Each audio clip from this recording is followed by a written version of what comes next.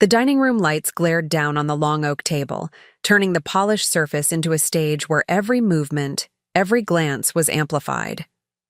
Plates clattered, laughter echoed from one end, but the moment my father's voice rose, everything else stopped. "Madison!" Charles Cole snapped, his fork stabbing toward the roasted chicken in the center. "You're just a failure. Let Ethan eat first. At least he's worth something."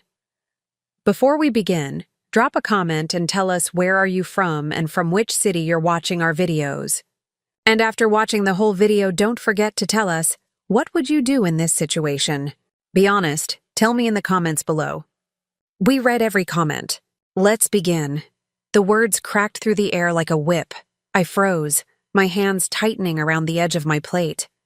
My younger brother Ethan smirked, already pulling the dish toward himself.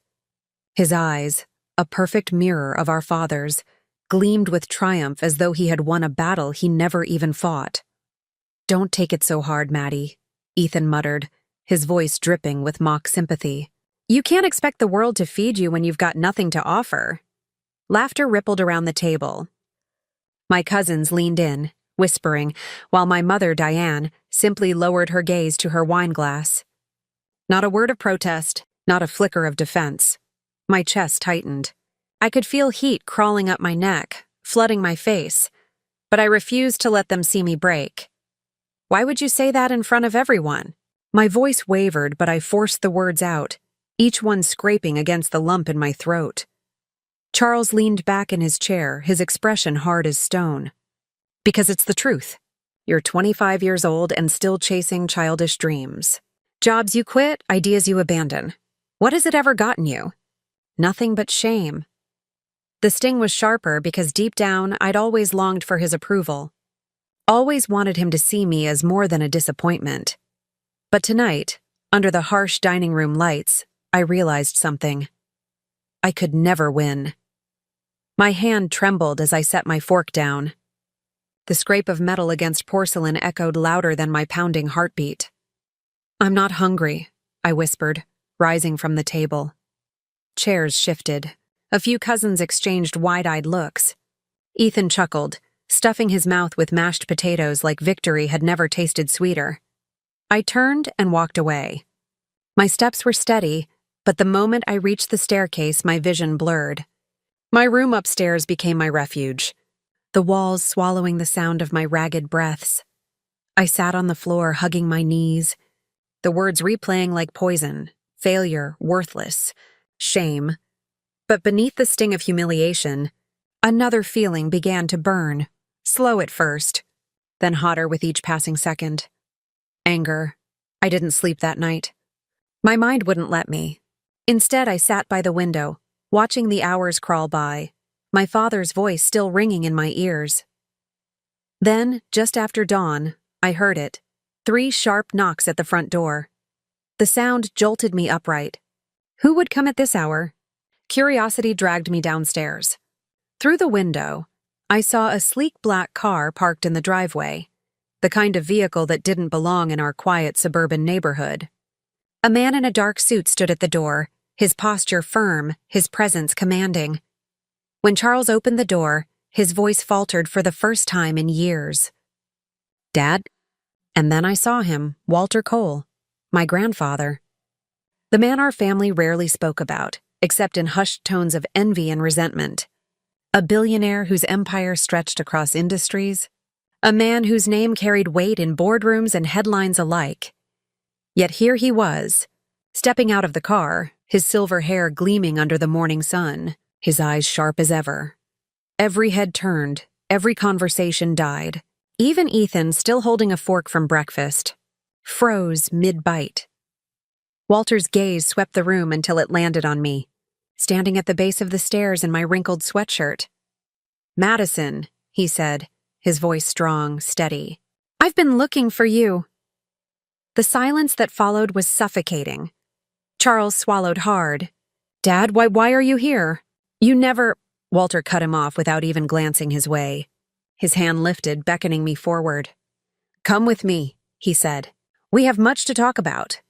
And in that single moment, the ground shifted. The same family who had mocked me hours before now stared, wide-eyed and silent, as if their world had tilted upside down.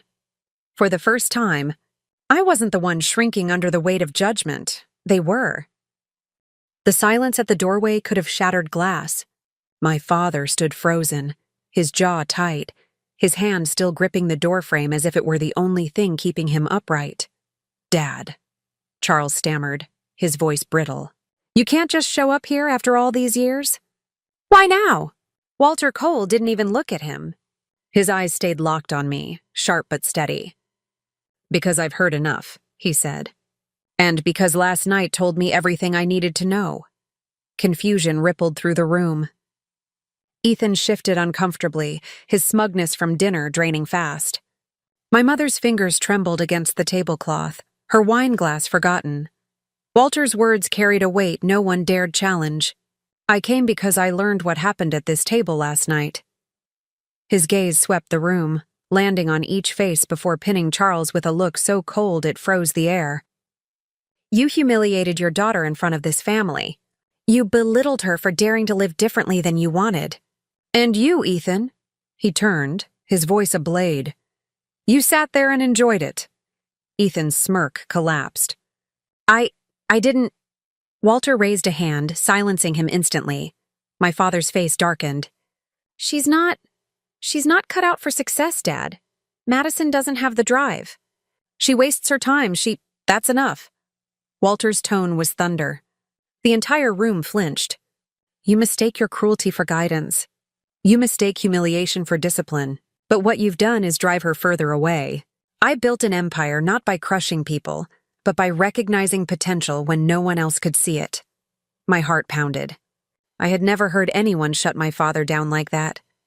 Walter turned to me, his expression softening. "Madison, you've always had ideas.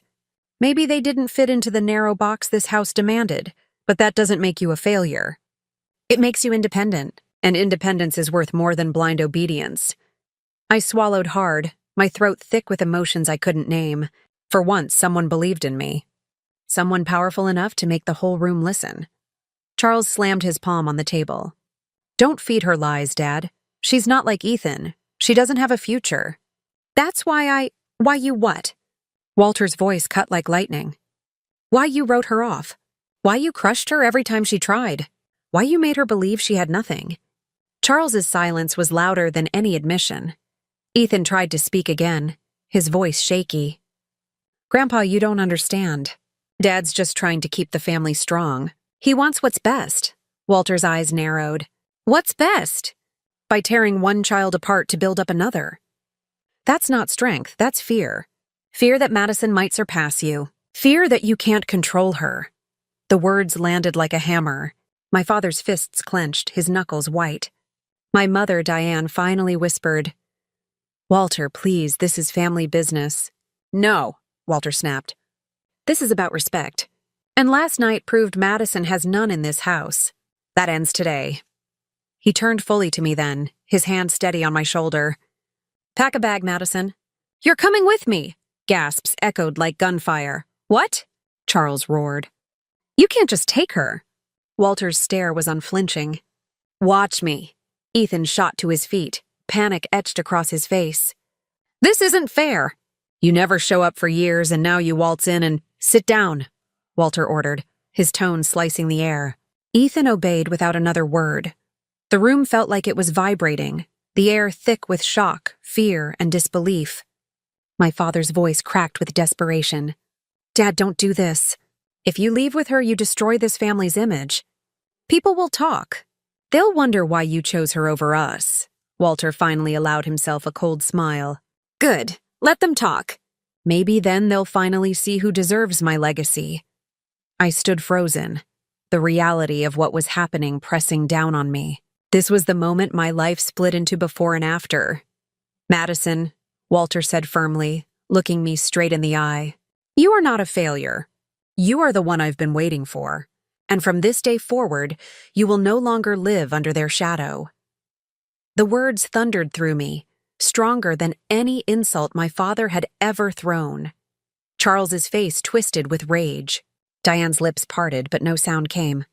Ethan sank back into his chair, pale and speechless, and in that silence, thick, heavy, suffocating, it became clear. The power in this family had shifted.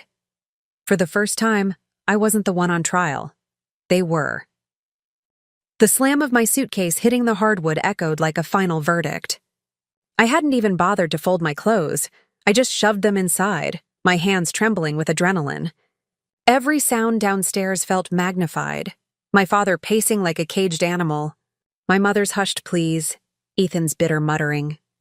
When I descended the stairs with my bag, Walter was waiting by the door, his back straight, his presence towering. The black car outside purred quietly, ready to spirit me away. Charles's face was crimson, veins straining against his neck. "You can't do this," he growled. "She's my daughter. She belongs here." Walter didn't flinch. "She's my granddaughter. And if you had treated her as a daughter should be treated, I wouldn't be standing here now." I clutched the handle of my bag tighter, my pulse roaring in my ears. For years I'd dreamed of escape, but I never imagined it would come like this. Public, brutal, irreversible. "Madison," my mother finally spoke, her voice shaky. "Think about this. Don't make a decision you'll regret." I looked at her, really looked, and saw the years of silence, the way she'd always chosen comfort over courage. My lips trembled, but the words came out steady. "I already regret staying this long." The silence that followed was sharper than any scream. Ethan shot up from his chair, his voice cracking. "So that's it? You're just gonna run off with him? What do you think he's gonna give you? Money? A free ride? You don't deserve it." Walter's eyes narrowed, and when he spoke, his voice carried an authority that left no room for argument. "You'd be wise to hold your tongue, Ethan. You're about to learn that entitlement and arrogance build nothing. Madison, on the other hand, will learn what real opportunity looks like." Ethan's jaw dropped. His fists clenched at his sides, but he didn't move. My father tried one last desperate tactic, stepping closer, his tone lower, almost pleading. "Dad, please. You don't know what you're doing. She'll ruin everything. She's not cut out for—" Walter cut him off. "Enough. You ruined her spirit long before she ever had a chance to prove herself. And as for what I'm doing, believe me, Charles, I know exactly what I'm doing." The certainty in his tone sent chills down my spine. Walter opened the door and gestured for me. "Come, Madison." The morning light poured in, illuminating the stunned faces behind me. I hesitated for half a heartbeat, the weight of years pressing on my shoulders. Then I stepped forward, my bag rolling over the threshold. The air outside was crisp, a rush of freedom I had never tasted before. As the driver opened the car door, I slid inside. Walter joined me, his presence filling the space. The door shut, muting the chaos inside the house. My father's voice barked something unintelligible, but it was too late. The car was already gliding down the street, for the first time in years. I exhaled without fear, but the questions swarmed instantly. "Why now?" I asked, my voice small but sharp. "Why me? You've stayed away all these years. Why show up today?" Walter's gaze remained forward, his profile hard against the window's reflection. "Because I've been watching, and last night confirmed what I already knew. You are the only one with the strength to carry this family forward." I blinked. "What are you talking about?" His eyes shifted to mine, steady and unflinching. "I'm not here just to protect you, Madison. I'm here because I've chosen you. My estate, my companies, my legacy. It won't go to Charles, and it won't go to Ethan. It will go to you." My heart stopped. "What? You heard me," Walter said, his voice calm, matter-of-fact. "You are the heir." I saw the cruelty in that dining room, and it confirmed what I've known for years. Charles is consumed by bitterness, Ethan by arrogance. Neither has the heart or the vision to lead. But you— his eyes softened just slightly. "You have fire. You endured their abuse and still held your head high. That resilience is what empires are built on." My mouth went dry. "But I don't know anything about running an empire." "I don't— You'll learn," he interrupted. "I'll teach you, and when the time comes, they will have no choice but to answer to you." The word sank in like a thunderclap. My father's insults, Ethan's smirks, my mother's silence, it all flipped in an instant. They weren't just tormentors anymore. They were about to become subjects of the very power they had mocked me for lacking. The car sped down the highway, every mile pulling me further from the life I had known and closer to something I couldn't yet fathom. For the first time, I saw the future not as a wall closing in, but as a door swinging wide open, and behind me, I knew the silence in that dining room had only just begun. 2 days later, the ballroom of the Cole Grand Hotel pulsed with tension. Chandeliers blazed overhead, cameras flashed, and journalists leaned forward over their notebooks. The announcement had been teased for days, Walter Cole to reveal heir to empire, and now the world was watching. I stood just off stage, palms damp, heart hammering so hard I thought the microphones might pick it up. My reflection in the polished floor startled me. I looked nothing like the girl who'd been humiliated at that dinner table. My hair was neatly styled, my blouse and blazer crisp, my shoulders squared. Walter stepped to the podium, his voice carrying across the hall like rolling thunder. For decades, I've built these companies with a single question in mind. Who will protect them when I'm gone? He paused, letting the silence stretch. For years, people assumed it would be my son, Charles, or perhaps my grandson, Ethan. But leadership isn't inherited through entitlement. It's earned through character. In the front row, Charles shifted uncomfortably. Ethan's jaw was locked tight, his fists curled in his lap. Diane sat stiff, eyes darting from Walter to me, panic creeping in. Walter's voice deepened. Last week, I witnessed something that made my decision clear. I saw cruelty masquerading as authority. I saw arrogance mistaken for strength. And I saw courage, in the face of humiliation, that deserved far more than silence. He turned, extending his hand toward me. Madison Cole, my granddaughter, my heir. The room erupted. Gasps, murmurs, the clicking of cameras firing like gunshots. Reporters scrambled to capture my face as I stepped forward, my legs trembling but firm. Charles's voice rang out, desperate and sharp. Dad, you can't be serious. She's unprepared, unqualified. Walter didn't even look at him. No, Charles. She is everything you never were. And the fact that you can't see it is exactly why you will never sit in my chair. Ethan shot up, his voice cracking with fury. This is insane. She doesn't deserve a dime. She's done nothing while I've worked to carry this family's name. Walter's gaze cut through him like glass. You confuse effort with entitlement. You think carrying the family's name gives you a crown. But Madison carries something stronger. Resilience. The kind forged by every insult, every slight you laughed at while she endured. That is leadership. That is strength. The crowd murmured, nodding, the tide shifting in real time. I stepped to the microphone, my throat dry, but I forced myself to speak. For years, I was told I was a failure, that I'd never measure up. Last week, I believed it might be true. My voice trembled, then steadied. But standing here today, I realize failure isn't falling down. It's giving up. And I'm done giving up. The applause that followed was deafening, cameras flashing like lightning.